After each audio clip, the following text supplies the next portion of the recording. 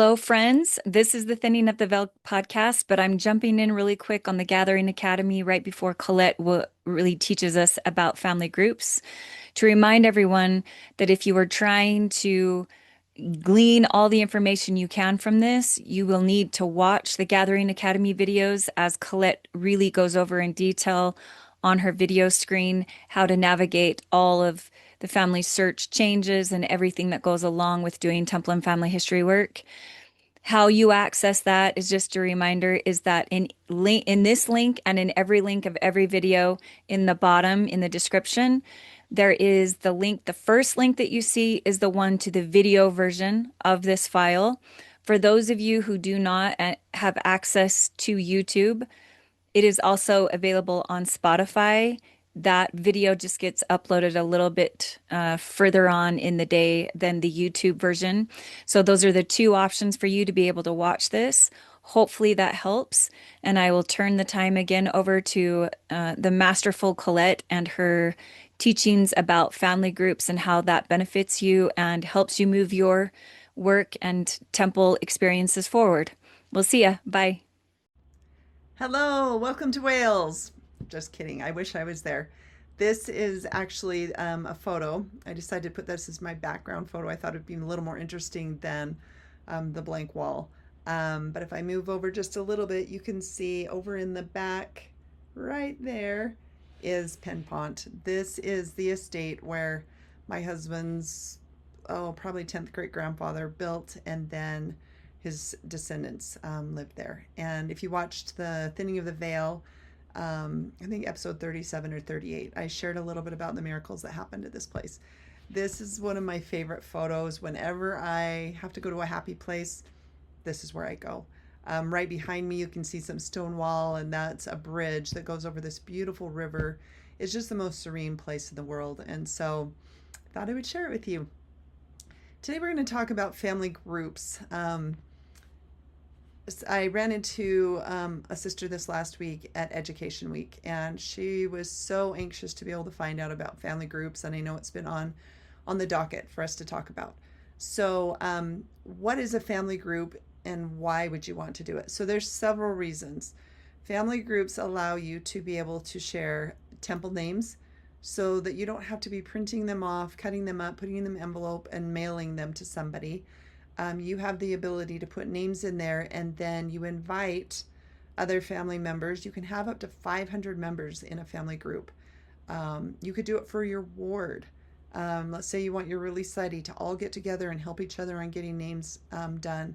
You can create one so that you all can help do that. It pulls from it when you do Ordinances Ready. If you don't have some of your own names, it will go to that next before it goes to those that are shared with the temple. So it's a great way to share so that your family member or your friend, whoever's part of this group, they can go in and they can choose those names, and they can print them at the temple or they can print them in their home. And it saves you extra steps, and it saves somebody having to try and connect up with you before they go to the temple. Another great reason for the family groups is it allows you to create a group that's private so that you can share photos of living people with many of your family members. So what I was running into is I was scanning and uploading a bunch of pictures of my mom and my dad when my dad was alive, and nobody else could see them but me. Has any of you had that same problem? So when you create a family group and you invite others to be a part of that group, any pictures that any member of the group adds to FamilySearch that are attached to living, and then they allow them to be a part of this family group, they are able to see it. So it's really, really nice way to do that. There's also some other interactive ways that you can connect. There's some little quizzes. You can share stories. This morning I was helping my mom add a whole list of all of their posterity with the birth dates, so that she didn't have to mail it to everyone. She had printed everything off, but once we did this, she thought, I don't even have to mail this to everybody. It's right here. And so they now have access, and it's a digital copy, which is so much nicer when there's a chance of papers getting lost. None of us need more paper. So I'm going to share my screen And we'll share screen, share entire screen. All right, so I'm going to go to FamilySearch and I'm going to go to the main page. So on this main page, you can see there's Temple up here in this top bar. And if I go down, I can see family groups here. This will take me to the family groups that I've created. I tested it out and it did not give me the option. I don't know why, if it's because I've already created groups. But it wasn't allowing me to create a new group. But if you go over to Family Tree, you can also see family groups down here. So I'm clicking on Family Groups. And when you first start, you're going to have nothing down here. You can create up to 10 different groups. So you could have one for different sides of the family. You could do one for your young woman or your Relief Society. Whatever works well for you. If you're in a YSA group, you could have a YSA if you are like, let's all work together to help each other get family done. You can also add, you can add a picture of whoever's in the family. I've done that for several of them. This was a group that we created with a friend we met in Sweden, and with the temple closing, she wasn't able to go to get the work done. And so she was able to add the names for us, and then we were able to help take them to the temple. They're still working on her temple, so the closest one for her to go to is either in Finland or in Denmark, but Denmark's way further for her to go. So that was just a creative way that we did that. So the first thing you're going to do is say create group. You'll make a group name.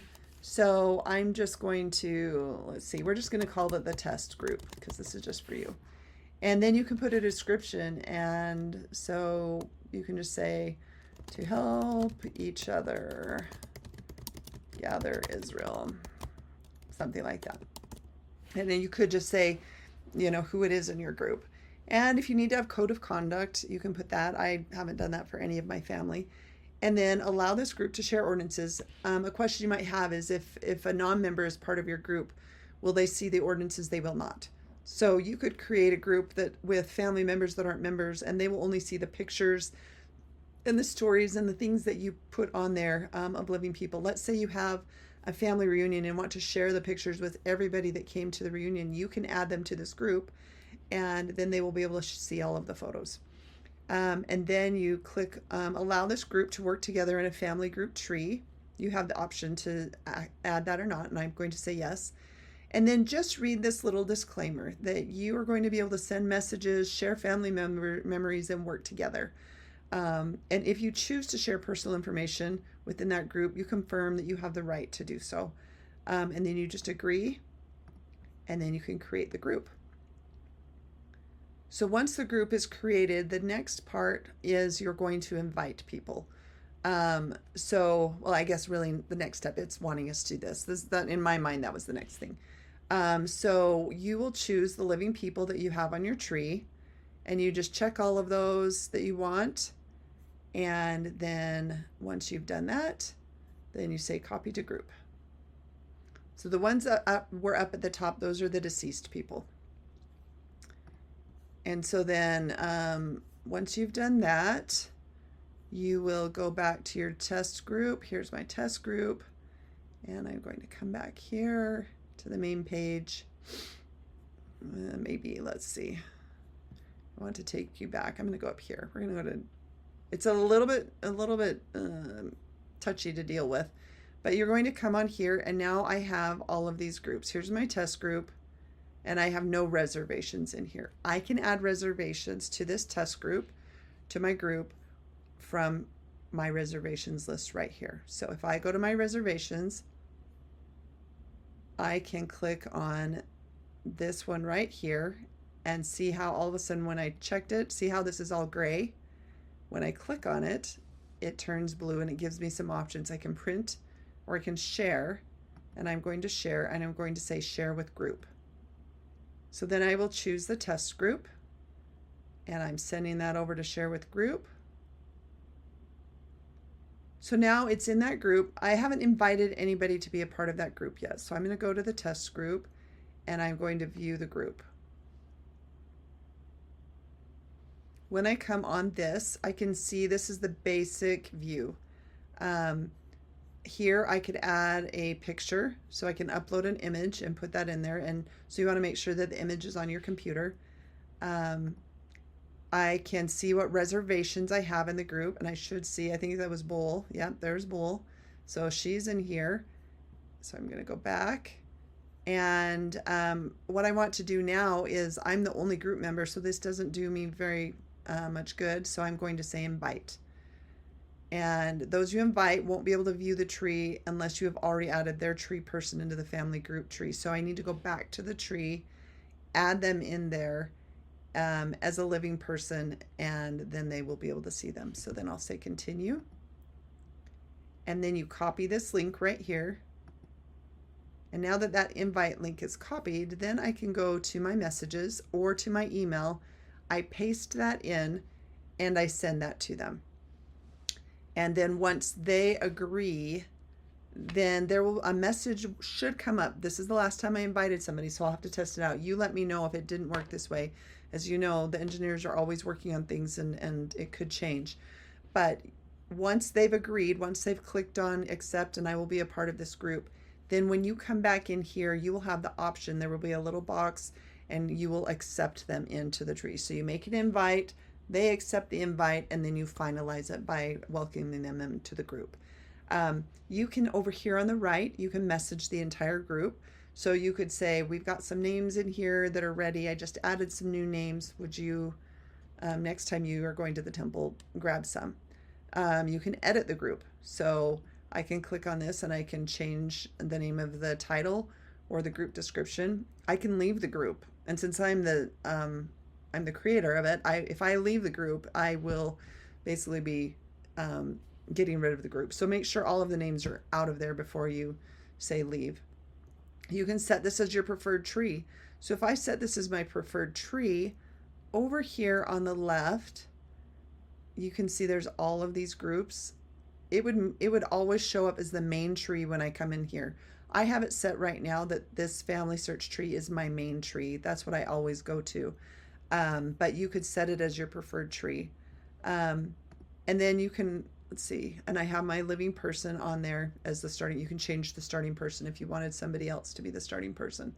Just remember that if you need any help, you can click here on this family group trees. So that's how you start doing that. I would invite you to create a group. Invite somebody to be a part of that group and then test it out. And then would you make a comment and let me know if you have any questions about this or if you have any problems. Just remember, I set up my groups several years ago. And so I would love to get feedback if there has been anything that has changed or if you're having glitches, and then we can address it next week. So remember, as President Nelson has said, eat your vitamin pills, get some rest, and then practice this every day. Just touch FamilySearch every day, whether it's on your phone or on your computer. You will have great success if you will just be diligent about being involved and being in this. This is such a great work, and I'm so happy that you came to join us, and I'm looking forward to seeing you next week. We're going to share a little bit about attaching records and how do you know and how do you decide whether this person is your family member or not. So until next time, practice, practice, and we will see you soon.